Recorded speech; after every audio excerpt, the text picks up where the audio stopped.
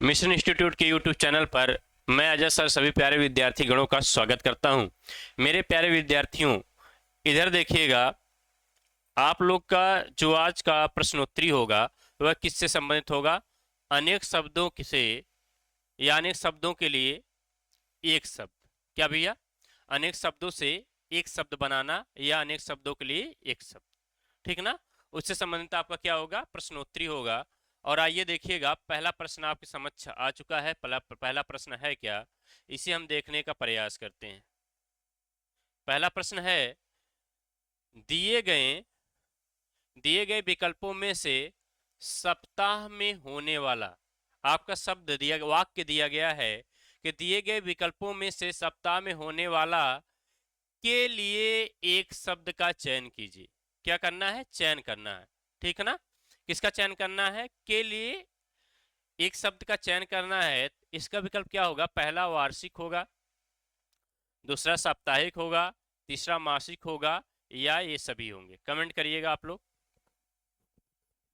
इधर देखिएगा, दिए गए विकल्पों में से सप्ताह में होने वाला, यानी सप्ताह में जब कोई कार्य होता है तो उसे हम क्या कहते हैं? साप्ताहिक कहते हैं। क्या कहते हैं? साप्ताहिक कहते हैं। आपका बी विकल्प सही होगा। और माह में होने वाला कार्य, एक माह में होने वाला कार्य उसे हम मासिक कहेंगे। एक वर्ष में होने वाला कार्य उसे हम वार्षिक कहेंगे। क्या कहेंगे? वार्षिक कहेंगे। तो आपका बी विकल्प सही है। प्रश्न संख्या 2 देखिएगा। प्रश्न संख्या 2 है क्या? 2 है, दूर से फेंक कर चलाए जाने वाला हथियार क्या कहलाता है? यानी कि जो आप हथियार लिए हैं और किसी को फेंक कर मार रहे हैं और दूर से मार रहे हैं, कहाँ से मार रहे हैं? दूर से मार रहे हैं, तो उसे हम क्या कहते हैं? ठीक है, शस्त्र कहते हैं, आयुध कहते हैं, तलवार कहते हैं, या फिर अस्त्र कहते हैं? कमेंट करिएगा। देखिएगा, जो दूर से फेंक कर चलाए जाने वाला हथियार होता है उसे हम क्या कहते हैं? अस्त्र कहते हैं। क्या कहते हैं? अस्त्र कहते हैं।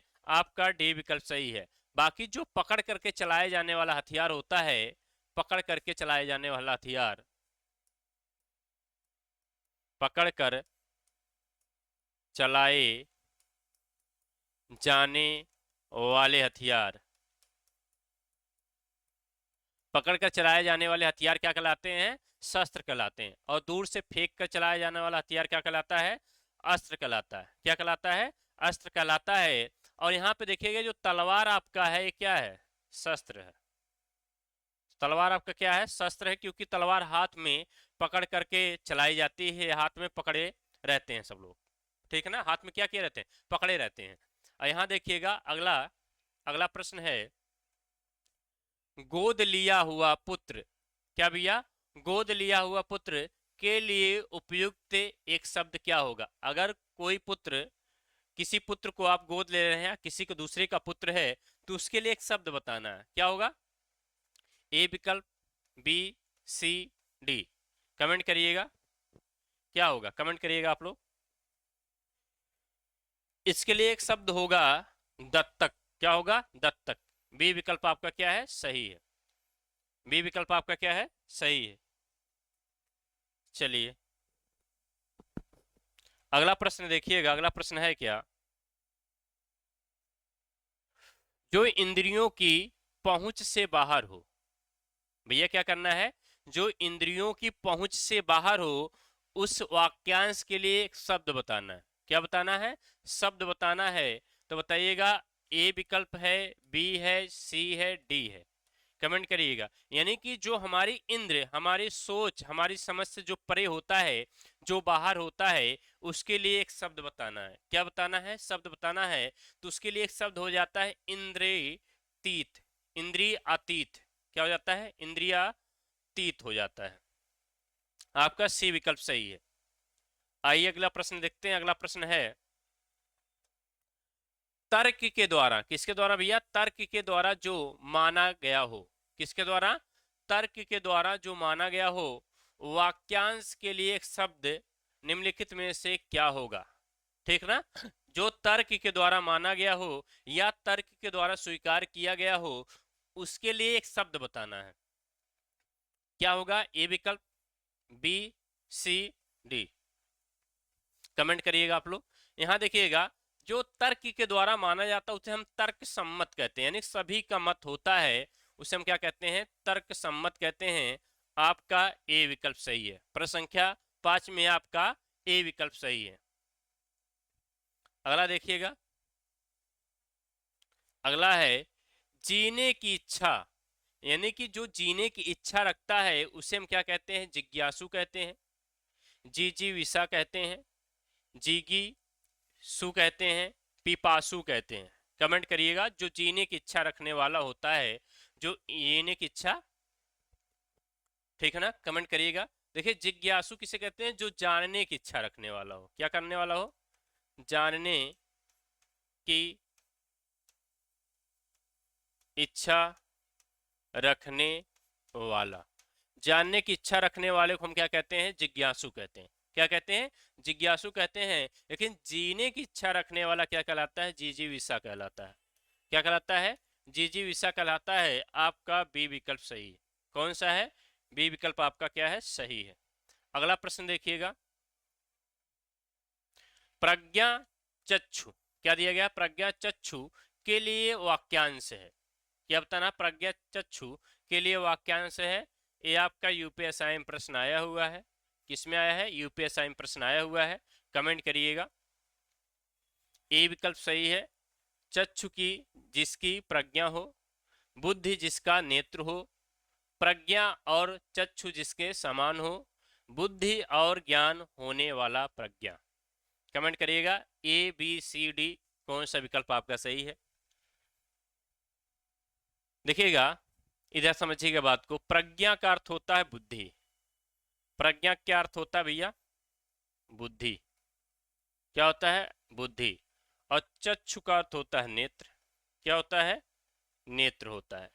क्या होता है, नेत्र होता है। अब यहां देखिएगा, बुद्धि जिसका नेत्र है, यानी कि क्या होता है, दोनों शब्दों का अर्थ, बुद्धि जिसका नेत्र है। आपका बी विकल्प सही हो जाएगा। कौन सा, बी विकल्प आपका सही हो जाएगा, बुद्धि जिसका नेत्र है। ठीक है। अगला प्रश्न देखिएगा, अगला प्रश्न है क्या, खाने की इच्छा है, ठीक ना, खाने की इच्छा है।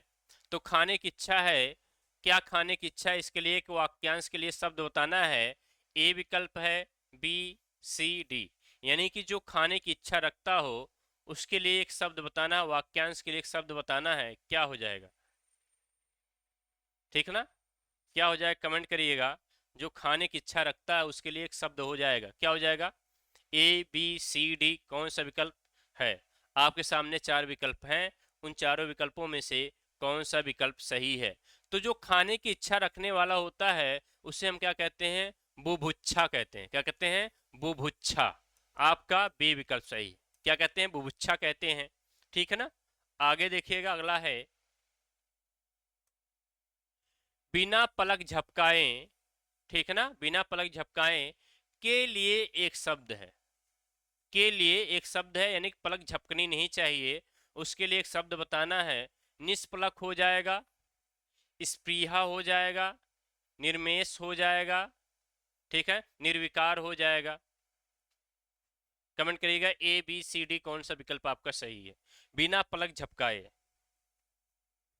ठीक है ना, तो बिना पलक झपकाए आपका सी विकल्प, निर्निर्मेश हो जाएगा।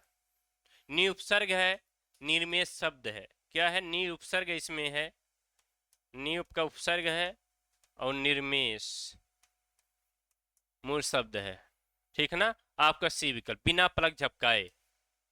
अगला प्रश्न देखिएगा, अगला है क्या, अगला प्रश्न है, जिसे जिसे किसी वस्तु या स्पृहा ना हो, ठीक है ना, जिसे किसी वस्तु की स्पृहा ना हो, स्पृहा ना हो, उसे हम क्या कहते हैं, निस्पृहा, निस्पृहा, निस्पृहा, निस्पृहा या निस्पृहीन, निस्पृहीन।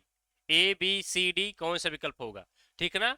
जिसे किसी वस्तु की स्पृहा ना हो उसे हम कहते हैं निस्पृह। क्या कहते हैं, निस्पृह कहते हैं। क्या कहते हैं, निस्पृह करते हैं। आपका बी विकल्प सही है। कौन सा है, बी विकल्प आपका सही है। प्रश्न संख्या 10 में आपका बी विकल्प सही है। आगे देखिएगा, आगे है क्या,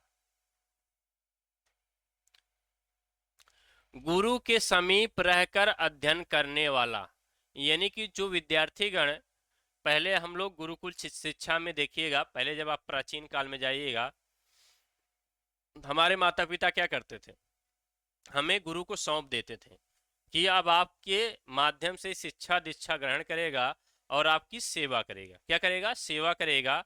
और अपना स्वयं विद्यार्थीगण जिम्मेदार होते थे, भिक्षा मांगते थे, भिक्षा मांग करके अपना भोजन बनाते थे, भोजन पकाते थे और खाते थे। ये प्राचीन काल की थी। और गुरु क्या करता, शिक्षा देता था, और विद्यार्थीगण क्या करते थे, वह गुरु की सेवा करते थे। किसकी सेवा करते थे? गुरु की सेवा करते थे।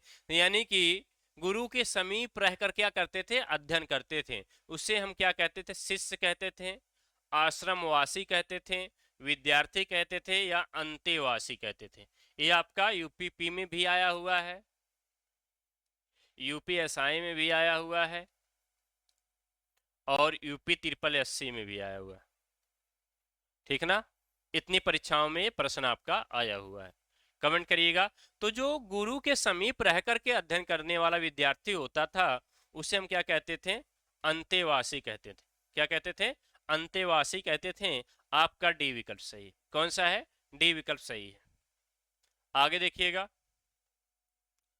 जो अपने पद से हटाया गया हो, यानी कि पद से क्या गया हो? हटाया गया हो, पद से अलग किया गया हो, के लिए उपयुक्त शब्द है या होगा। ठीक ना? यानी कि पद भ्रष्ट हो जाएगा, ठीक है, पदानवत हो जाएगा, पदानुगत हो जाएगा, पदाच्युत हो जाएगा। कमेंट करेगा ए बी सी डी विकल्प में कौन सही। अतः पद भ्रष्ट यानी कि पद से भ्रष्ट क्या हो जाएगा भैया? पद से भ्रष्ट, जो पद पे रहते हुए भ्रष्टाचार करता है उसे हम क्या कहते हैं? पद भ्रष्ट कहते हैं। क्या कहते हैं? पद भ्रष्ट कहते हैं। और जो पद से हटाया जाता है या पद से अलग हो जाता है उसे हम क्या कहते हैं? पदच्युत कहते हैं। क्या कहते हैं? पदच्युत कहते हैं। आपका डी विकल्प सही है। कौन सा विकल्प सही है? डी विकल्प आपका क्या है? सही है। ठीक है ना? चलिए,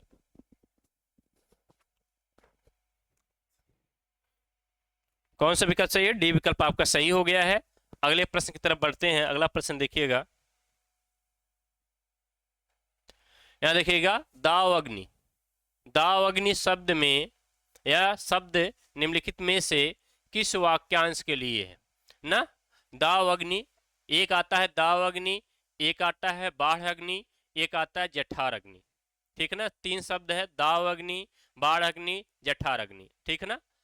अब बताइए, कमेंट करिएगा, तीनों के लिए आप लोग कमेंट करिएगा। यहां बात को समझिएगा, जो जठार अग्नि होती है, क्या होती है? जठार अग्नि होती है, वो भूख को क्या करती है? तीव्र करती है। भूख लगने वाला, यानी भूख जब लग जाती है आपके पेट में, कहते हैं जठार अग्नि हमारी तीव्र हो गई है। यानी कि जो भूख की इच्छाएं हैं हमारे पेट में, क्या हुई? जलन हो रही है, भूख के मारे रहा नहीं जा रहा, चूहा कूदे पड़ा है, उसी को हम क्या कहते हैं? जठार अग्नि कहते हैं। क्या कहते हैं? जठार अग्नि। और इधर देखिएगा, बाढ़ अग्नि। बाढ़ अग्नि किसे कहते हैं? जो जल में आग लगा दे, या जल में जो आग लग जाए, सोता है, जल में क्या हो? आग लग जाए, या समुद्र या पानी में आग लग जाए, उसे हम क्या कहते हैं? बाढ़ अग्नि कहते हैं। क्या कहते हैं? बाढ़ अग्नि। फिर से सुनिएगा, जो भूख को तीव्र कर दे, पूरा भूख की इच्छा को जागृत कर दे, उसे हम क्या कहते हैं? जठार अग्नि कहते हैं। पेट में लगने वाली भूख, ठीक है ना? उसे हम क्या कहते हैं? जठार अग्नि कहते हैं। लेकिन बाढ़ अग्नि किसे कहते हैं? जो जल में आग लग जाए अपने आप, या फिर जो समुद्र में आग लग जाए, या पानी में जो आग लग जाए, उसे हम कहते हैं, क्या कहते हैं? जठार, ओ, दाव अग्नि कहते हैं। क्या कहते हैं? दाव अग्नि कहते हैं, बाढ़ अग्नि कहते हैं। ठीक ना? यहाँ देखिएगा, उसे हम बाढ़ अग्नि कहते हैं। ऐसे देखिएगा, दाव अग्नि किसे कहते हैं, इसे कमेंट करिएगा आप लोग। ये है जल में लगने वाली आग, जंगल में स्वयं लगने वाली आग, भूख की आग, ठीक, उपयुक्त सभी। अब यहाँ देखिएगा, जो भूख की आग होती है उसे हम कहते हैं जठार अग्नि। क्या कहते हैं? जठार अग्नि। क्या कहते हैं? इसे हम जठार अग्नि कहते हैं। जो भूख की आग लगाती है ना, उसे हम जठार अग्नि कहते हैं। और जो जल में लगने वाली आग होती है उसे हम क्या कहते हैं? बाढ़ अग्नि कहते हैं। क्योंकि बाढ़ के दौरान आई हुई आग क्या कहते हैं? बाढ़ अग्नि कहते हैं। लेकिन जो दाव अग्नि होती है, ये जंगल में लगने वाली आग को कहते हैं। क्या कहते हैं? जंगल में लगने वाली आग को कहते हैं। 13 नंबर में आपका बी विकल्प सही है। ठीक है ना? यानी कि जठार अग्नि किसे कहते हैं? भूख की आग को जठार अग्नि कहते हैं। जंगल में लगने वाली आग को क्या कहते हैं? ठीक है ना, जल में लगने वाली आग को क्या कहते हैं? बाढ़ अग्नि कहते हैं। ठीक है ना, चलिए, जल में लगने वाली आग बाढ़ अग्नि, जंगल में लगने वाली स्वयं आग क्या कहलाती है? दाव अग्नि कहलाती है। और भूख की आग किसे कहते हैं? हम किसे कहते हैं? जठार अग्नि को कहते हैं। आगे बढ़िएगा, इधर देखिएगा, निम्नलिखित में कौन सा निश्चल का अर्थ नहीं है? ठीक है ना, निह प्लस चल, ये आपका क्या है भैया? संधि है। कौन संधि है? विसर्ग संधि। कौन संधि है? विसर्ग संधि है। कौन सी संधि है? विसर्ग संधि। निह प्लस चल क्या है? विसर्ग संधि है। अब पूछा गया है कि निश्चल का अर्थ नहीं है, जो अपने स्थान से हिल ना सके, ठीक है, स्थिर हो, अचल हो। देखिए, स्थिर एक ही अर्थ दे रहा, अचल एक ही अर्थ दे रहा है, जो अपने स्थान से हिल ना सके वो भी एक ही अर्थ दे रहा। तो आपका क्या बचा? डी ही विकल्प बचा। क्या बचा? डी विकल्प। अब तीन एक ही अर्थ दे रहा है, यानी निश्चल, यानी कि जो स्थिर हो, अचल हो, जो अपने स्थान पे अडिग हो, उसे हम क्या कहते हैं? निश्चल कहते हैं। क्या कहते हैं? निश्चल कहते हैं। और निश्चित कोई शब्द ऐसा है नहीं, तो आपका डी विकल्प सही हो जाएगा। अगला देखिएगा, जिसकी पूर्व से कोई आशा ना हो, ठीक है ना, यानी कि जिसकी पूर्व से कोई आशा ना हो, वाक्यांश के लिए उपयुक्त शब्द होगा। कमेंट करिएगा, जिसकी पूर्व से क्या हो? आशा ना हो, वाक्यांश के लिए एक शब्द बताना है। क्या बताना है? वाक्यांश के लिए एक शब्द बताना है। अब बताइएगा क्या होता है? ए विकल्प, बी, सी, डी। कमेंट करिएगा, प्रश्न संख्या 15 में आप लोग कमेंट करिएगा ए बी सी डी कौन सा विकल्प सही होगा। ठीक है ना, जिसकी पूर्व से आशा ना हो, जिसकी पूर्व से क्या हो? आशा ना हो, तो उसे हम क्या कहते हैं? अप्रत्याशित कहते हैं। क्या कहते हैं? जिसकी पूर्व से आशा नहीं होती ना, उसे हम अप्रत्याशित कहते हैं। आपका डी विकल्प सही हो जाएगा। क्या हो जाएगा? डी विकल्प आपका सही हो जाएगा। अगला प्रश्न है, देखिएगा, कनिष्ठिका, कनिष्ठ जो अग्नि होती है, कनिष्ठिका माध्यमा, ठीक है ना, के बीच की उंगली को क्या कहते हैं? जो कनिष्ठिका होती है, ठीक है ना, कनिष्ठिका, कनिष्ठिका जो उंगली होती है, और जो माध्यिका होती है, जो मध्यम की उंगली होती है, के बीच की उंगली को क्या कहते हैं? ठीक है ना, बीच की उंगली को क्या कहते हैं? ए विकल्प है, बी है, सी है, डी है। कमेंट करिएगा। तो बीच की उंगली को क्या कहते हैं? अनामिका कहते हैं। क्या कहते हैं? अनामिका कहते हैं। क्या कहते हैं? अनामिका कहते हैं। आपका डी विकल्प सही है। ठीक है ना, प्रश्न संख्या 16 में कौन सा विकल्प सही है? डी विकल्प आपका क्या है? सही है। आगे चलते हैं, जिसके पेट में मां ना रस्सी बांध दी हो, जिसके पेट में मां ना रस्सी बांध दी हो, उसे कहते हैं, क्या कहते हैं? कमेंट करिएगा, उसे कहते हैं, क्या कहते हैं? ए विकल्प, बी, सी, डी। कमेंट करिएगा, जिसके पेट में मां ना रस्सी बांध दी हो, उसे क्या कहते हैं? ए बी सी डी कौन सा विकल्प सही है? कमेंट करिएगा आप लोग। ठीक है ना, जिसके पेट में मां ना रस्सी बांध दी हो, उसे हम क्या कहते हैं? दमोदर कहते हैं। क्या कहते हैं? दमोदर कहते हैं। और आपका डी विकल्प सही हो जाएगा। कौन सा विकल्प सही हो जाएगा? आपका डी विकल्प सही हो जाएगा। आगे चलिएगा, थोड़ा नाप तुला, ठीक है ना, थोड़ा नापा तुला भोजन करने वाला, थोड़ा नाप तुल करके, यानी कि भैया ऐसा है कि 3 ही 4 रोटी खाना है, और नाप तुल करके यानी कि नाप तौल करके जो भोजन करता है, वाक्यांश के लिए उपयुक्त शब्द बताना है। क्या बताना है? शब्द बताना है। मितव्ययी हो जाएगा, मितव्यय हो जाएगा, मित मिताहारी हो जाएगा, मिताहारी हो जाएगा, मित हारीन हो जाएगा, हारीन हो जाएगा। ए बी सी डी कौन सा विकल्प सही है? ठीक है ना, जो नाप तोल करके भोजन करता है वह क्या कहलाता है? मिताहारी कहलाता है। हारी का मतलब होता है ग्रहण करने वाला। ठीक है ना, मिताहारी होता है। मितव्ययी किसे कहते हैं? कम खर्च करने वाला, कम खर्च या व्यय करने वाला, व्यय करने वाला, कम खर्च या व्यय करने वाला क्या कहलाता है? मितव्ययी कहलाता है। ठीक है ना, ये देखिए सी विकल्प आपका 18 में सही है। आगे बढ़ते हैं, प्रश्न संख्या 19 देखिएगा, पीछे पीछे चलने वाला, जो पीछे पीछे चलते हैं भैया, वाक्यांश के लिए एक शब्द होगा, ठीक ना। पीछे पीछे चलने वाले के लिए वाक्यांश के लिए एक शब्द क्या होगा, कमेंट करिएगा। अनुचर होगा, अनुगामी होगा, अनुवर्ती होगा, अनुगमनीय होगा। ए बी सी डी कौन सा विकल्प सही है, ठीक है ना। जो पीछे पीछे चलते हैं, कमेंट करिएगा, जो पीछे पीछे चलते हैं उसे हम क्या कहते हैं, ठीक है ना। जैसे अनु का अर्थ होता अनुसरण करने वाला, अनुगामी क्या होता, अनुसरण करने वाला यानी कि अनुगामी। इधर देखिएगा बी विकल्प आपका क्या है, सही है। प्रश्न संख्या 20 की तरफ बढ़िएगा, 20 देखिएगा, 20 है क्या, जिसके हृदय पर आघात हुआ है। भैया जिसके हृदय पर क्या हुआ, आघात हुआ है, वाक्यांश के लिए उपयुक्त शब्द होगा क्या भैया, जिसके हृदय पर आघात हुआ है वाक्यांश के लिए उपयुक्त शब्द होगा, कमेंट करिएगा। ए विकल्प सही है, बी सही है, सी सही है या डी सही है, ठीक है ना। जिसके हृदय पर आघात हुआ, ए बी सी डी कौन सा विकल्प आपका सही है, कमेंट करिएगा सभी लोग।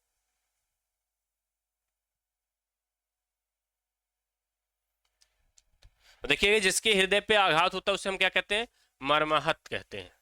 आपका बी विकल्प सही है, ठीक है। आगे चलते हैं, अगला प्रश्न देखिएगा, जिसकी कोई कीमत ना हो सके, यानी कि जिसकी कोई कीमत नहीं होती उसे हम क्या कहते हैं, वाक्यांश के लिए एक शब्द बताना है, कीमती, अमूल्य, बहुमूल्य, उपयुक्त में से कोई नहीं, ठीक है ना। और जिसकी कोई कीमत नहीं होती वह क्या कहलाता, अमूल्य कहलाता है, ठीक है ना। क्या कहलाता, अमूल्य कहलाता है। और जिसकी कीमत होती है उसे हम क्या कहते हैं, कमेंट करिएगा, बहुमूल्य कहते हैं, क्या कहते हैं, कमेंट करिएगा आप लोग। अगला प्रश्न है, जिसके हृदय में ममता नहीं है, जिसके हृदय में ममता नहीं है, उपयुक्त के लिए शब्द बताना है, ठीक ना। मर्मत है, ए क्रूर है, बी निर्मम है, सी निर्दयी है या निर्दय है, डी कमेंट करिएगा। ए बी सी डी कौन सा विकल्प सही, जिसके हृदय में ममता नहीं है या जिसके हृदय में ममता नहीं होती, प्यार नहीं होता है, उसके लिए एक शब्द बताना है, क्या बताना है, उसके लिए आपको क्या बताना है, शब्द बताना है। अब जिसके हृदय में ममता नहीं होगी तो क्या होगा, निर्मम होगा, क्या होगा, निर्मम होगा। आपका सी विकल्प सही है, कौन सा है, सी विकल्प आपका सही है। आगे चलते हैं, आगे देखिएगा, जिसे जीता ना जा सके, क्या भैया, जिसे जीता ना जा सके, उपयुक्त के लिए शब्द बताना है। अजेय हो जाएगा, अज्ञेय हो जाएगा, अपराजय हो जाएगा, दुर्योजय हो जाएगा, दुर्योजय हो जाएगा, दुर्जय हो जाएगा, दुर्योजय नहीं, सही कर लीजिए, दुर्जय हो जाए, ठीक, कोई दिक्कत नहीं। ए बी सी डी कौन सा विकल्प सही है, जिसे जीता ना जा सके उसे हम क्या कहते हैं, अजेय है भैया, अमर है, उसे हम क्या कहते हैं, अजेय है, इसे जीता नहीं जा सकता, ठीक है ना। ए विकल्प आपका सही है। प्रश्न संख्या 24 देखिएगा, जिसके चंद्र पर या जिसके सिर पर, सॉरी जिसके सिर पर चंद्र हो, क्या बताना है, जिसके सिर पर चंद्र हो के लिए शब्द बताना है, ठीक है ना। जिसके सिर पर क्या हो, चंद्र हो, और किसके सिर पर चंद्रमा थी भैया, किसके सिर पर थी, शंकर जी के सिर पर थी, ठीक है ना, अर्थात शंकर भगवान। और इसका एक समास भी बनेगा, क्या होगा, इस शब्द का जो एक शब्द आएगा उसका एक समास भी होगा, उसमें क्या कोई ना कोई समास होगा, क्या होगा, कोई समास होगा। अब उस समास को आपको कमेंट भी करना है, ठीक है। चंद्रशिखर होगा, चंद्रशेखर होगा, चक्रधर होगा, चंद्र ग्रहण होगा, कमेंट करिएगा, ठीक है ना। तो चंद्रशेखर होगा, क्या होगा, चंद्रशेखर होगा, क्योंकि चंद्रमा है जिसके शिखर पर, शिखर मतलब होता है सिर पर ना, चंद्रमा है जिसके शिखर पर, अर्थात कौन भैया, शंकर जी, कौन थे, शंकर जी थे। और इसमें कौन सा समास हो जाता है आपका, बहुव्रीहि समास हो जाता है, कौन सा हो जाता है, बहुव्रीहि समास हो जाता है, कौन सा समास हो जाता है, बहुव्रीहि समास हो जाता है। और आपका कौन सा विकल्प 24 में बी विकल्प आपका सही है। अगला प्रश्न देखिएगा, जो सब कुछ जानता हो, जो सब कुछ जानता उपयुक्त शब्द है। ठीक है, ए विकल्प सही है, बी है, सी है, डी है, कमेंट करिएगा। जो सब कुछ जानने वाला हो या जानने की इच्छा रखने वाला हो उसके लिए अलग शब्द हो जाता है, और जो सब कुछ जानता हो या जानती हो उसके लिए अलग शब्द हो जाता है। ठीक है ना, जो सब कुछ जानता है उसके लिए अलग शब्द हो जाता है। कमेंट करिएगा क्या हो जाएगा। देखिएगा, जो सब कुछ जानता है वो क्या होता है, सर्वज्ञ होता है, ज्ञानी थोड़ी होता है, सर्वज्ञ होता है, सब कुछ जानने वाला। क्या हो जाता है, सब कुछ जानने वाला। और जो सब कुछ जानने की इच्छा रखने वाला होता है उसके लिए अलग शब्द आ जाता है। ठीक है ना, आज का अंतिम प्रश्न था। उम्मीद है कि आप लोग को आज की प्रश्नोत्तरी अच्छी लगी होगी। जय हिंद, थैंक यू क्लास।